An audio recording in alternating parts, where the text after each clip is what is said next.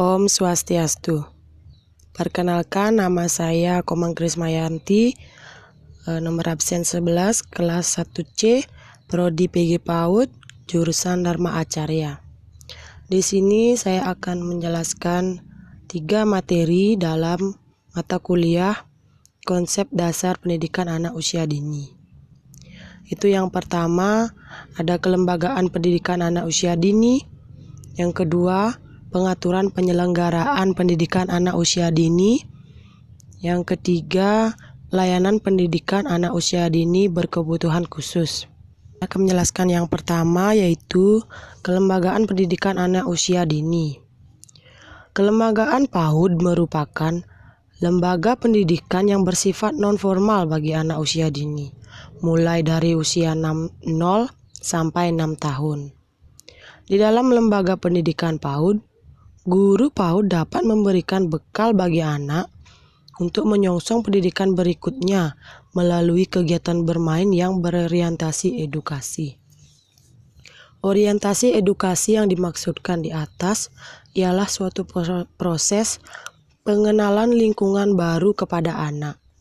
Program ini merupakan wadah untuk melatih ketahanan disiplin, mental, tekad, serta sekaligus mempererat tali persaudaraan peserta didik baru yang akan dilalui lewat keadaan, hal, peristiwa, kejadian, atau pengubahan sikap dan tata laku seseorang atau kelompok dalam usaha pendewasaan manusia.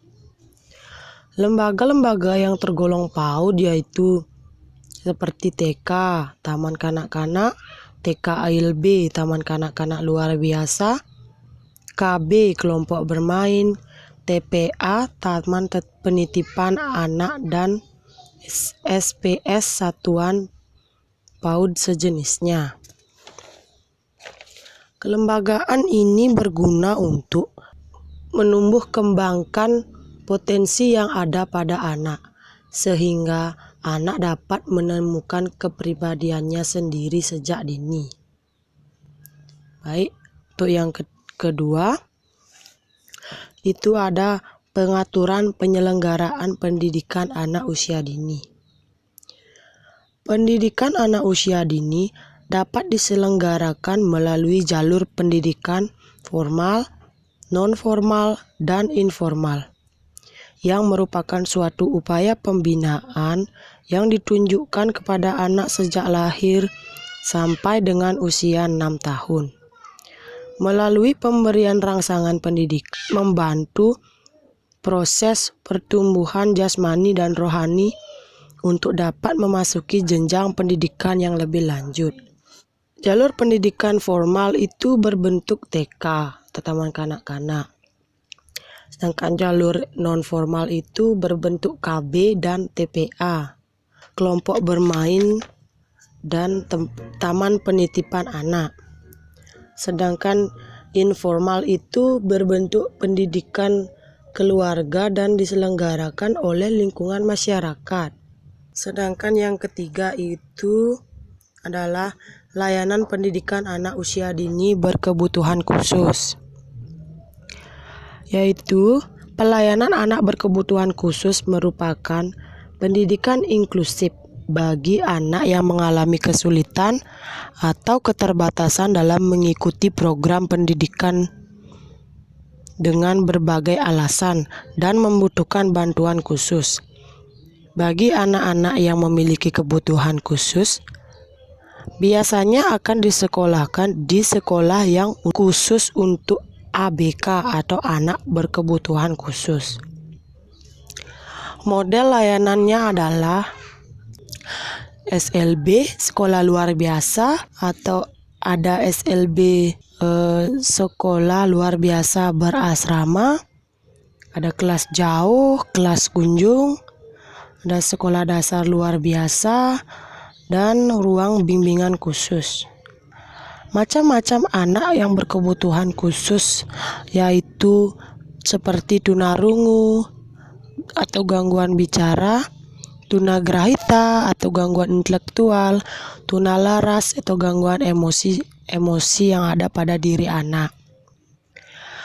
Nah, sekarang bagaimana cara guru menangani anak yang berkebutuhan khusus? Langkah-langkah yang pertama yaitu kita bisa melakukan identifikasi dan asesmen kepada anak, menyusun program pembelajaran individual atau RPP,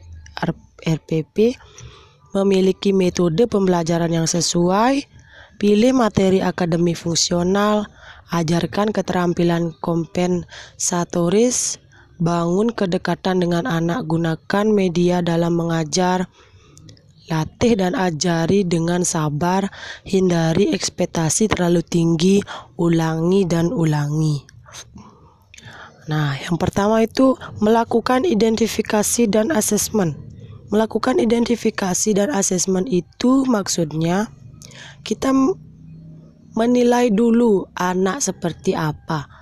Anak itu memiliki sifat seperti apa dan cara kita mengajarkan, memberikan asesmen itu akan bagaimana, seperti itu. Yang kedua itu menyusun program pembelajaran individual. Menyusun program pembelajaran itu, kita harus menyesuaikan dengan keadaan anak, apa yang dibutuhkan oleh anak. Jangan melewati atau melampaui kemampuan anak yang sudah berkebutuhan khusus. Terus yang ketiga, memiliki metode pembelajaran yang sesuai. Kita harus mempunyai dan memilih cara bagaimana kita mengajarkan kepada anak yang sudah berkebutuhan khusus agar dia bisa dan percaya diri dalam melakukan segala sesuatu. Terus yang keempat, pilih materi akademik fungsional. Memilih materi harus dengan sesuai dengan fungsi yang diperlukan dalam suatu pembelajaran. Terus yang kelima, ajarkan keterampilan. Ajarkan keterampilan maksudnya ajarkan anak untuk bisa terampil walaupun dia memiliki keterbatasan. Seperti kita mengajarkan misalnya dia mungkin tidak bisa ngomong atau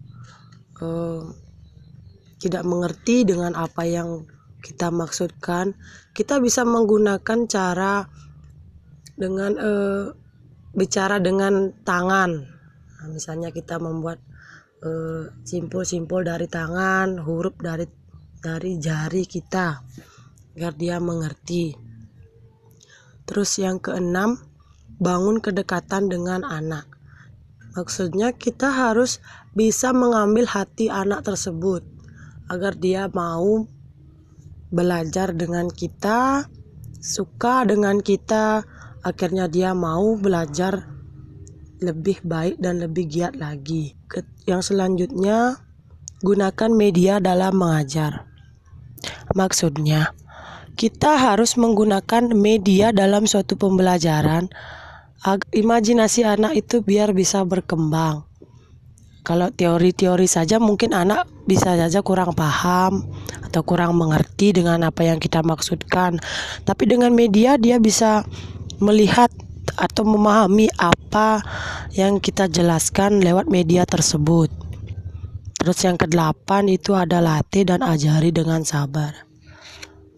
Dan memang kita sebagai guru dituntut harus sabar, penyayang dengan anak-anak, agar anak-anak itu nyaman dengan kita, nyaman dengan siapa yang mengajar mereka, siapa yang membimbing mereka, agar dia merasa selalu senang dalam mempelajari sesuatu. Perasaannya biar baik setiap harinya. Terus yang kesembilan, hindari ekspektasi terlalu tinggi. Maksudnya, menghindari ekspektasi kita agar anak itu cepat mampu melakukan sesuai dengan keinginan kita. Karena itu rasanya tidak mungkin bagi anak, apalagi anak yang sudah berkebutuhan khusus. Kalau kita berekspektasi terlalu tinggi, kemungkinan anak itu bisa saja akan cepat bosan, tidak mau sekolah, dan perasaan-perasaan buruk yang lainnya pun akan muncul seperti trauma. Jadinya anak akan tidak mau datang ke sekolah lagi. Terus yang ke-10, ulangi dan ulangi. Ajari dengan sabar. Kita harus selalu sabar, ulangi dan mengulangi. Cara kita mengajar harus dengan sabar. Selalu berulang-ulang, karena tidak mungkin anak sekali diajarkan itu sudah bisa, sudah mengerti, tidak mungkin. Pasti berulang-ulang sampai anak tersebut paham.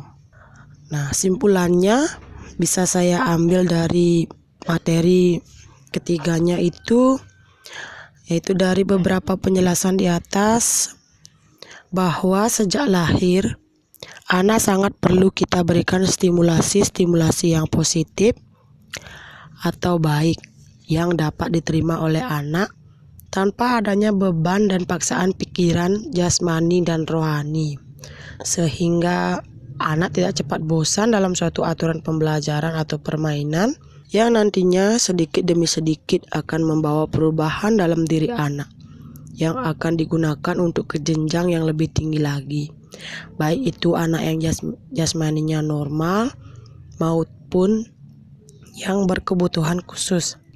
Karena cara mendidik anak dan mengasuhnya pun akan berbeda pula sesuai dengan apa yang diperlukan oleh anak tersebut.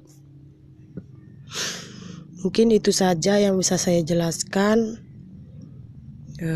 Kurang lebihnya saya mohon maaf. Sekian penjelasan dari saya, semoga bermanfaat. Terima kasih. Saya akhiri dengan Parame Santi. Om Santi Santi Santi Om.